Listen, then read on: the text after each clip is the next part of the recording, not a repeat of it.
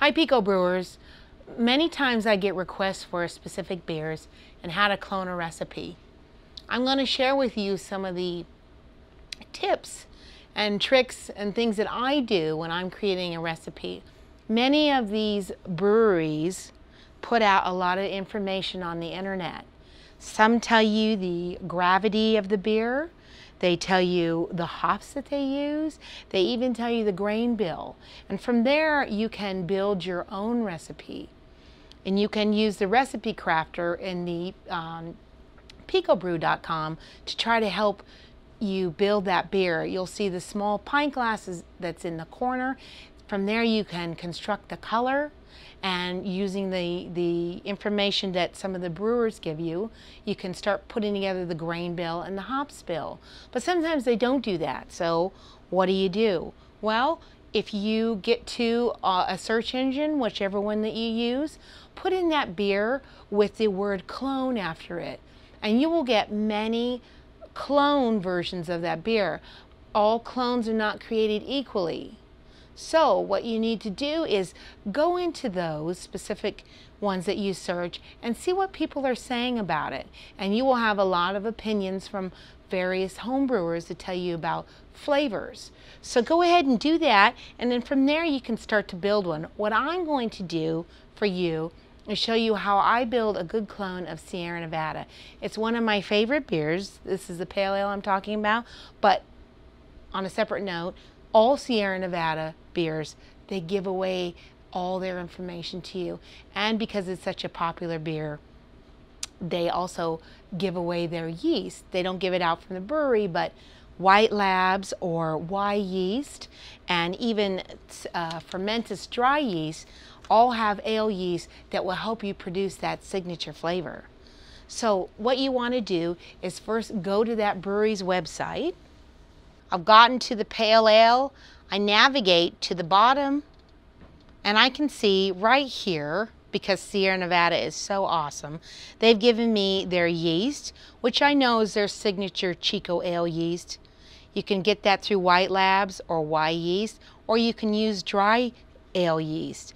They tell me their bittering hops and their finishing hops. As we talked about before in our hopping rule, we know how to add those, and then also with our bittering hops, we can see those, and we know those go into the beginning of the beer. Here they also tell us the kind of malts, two-row and caramel.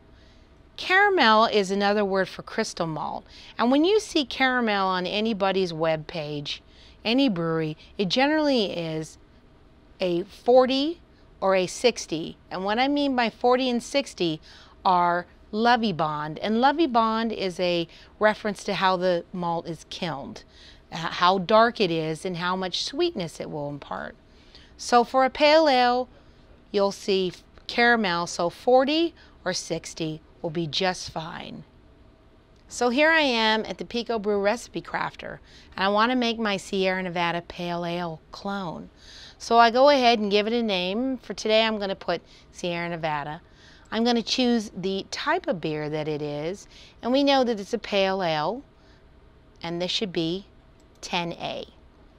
And these are my vital statistics, which I can also compare to Sierra Nevada's website.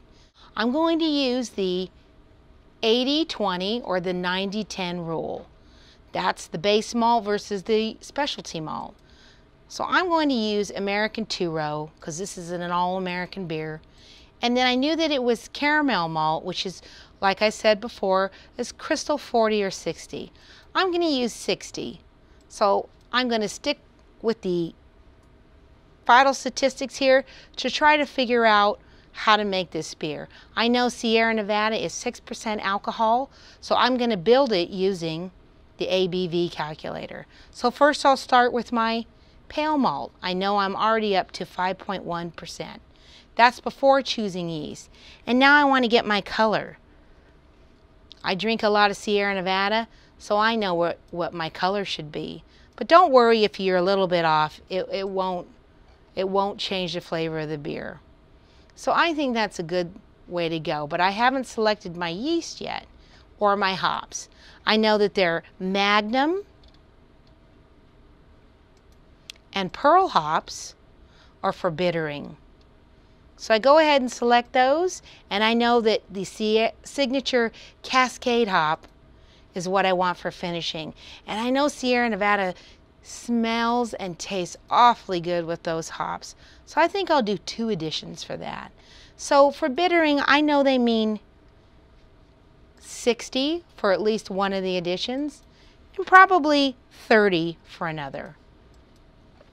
Because Pearl and Magnum are interchangeable, you can go ahead and use them any way you want. And by interchangeable, I mean they're bittering hops. So they can go at any point in the bittering portion of the boil. And then I'm going to go ahead and add my finishing hops at 10 minutes and 5 minutes. If I go back to my Sierra Nevada website, it tells me on the left side that my bitterness is at 38. So I'm going to go back, put in my amounts.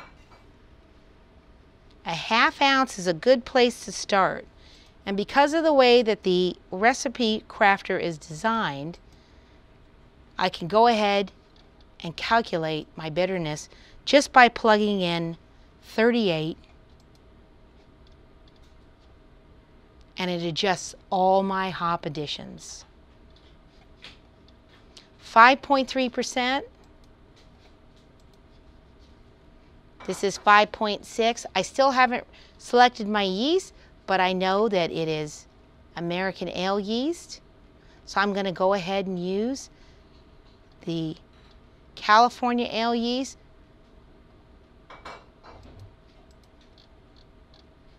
I'm at 5.4%. I may not get it exact, but I think it looks pretty good.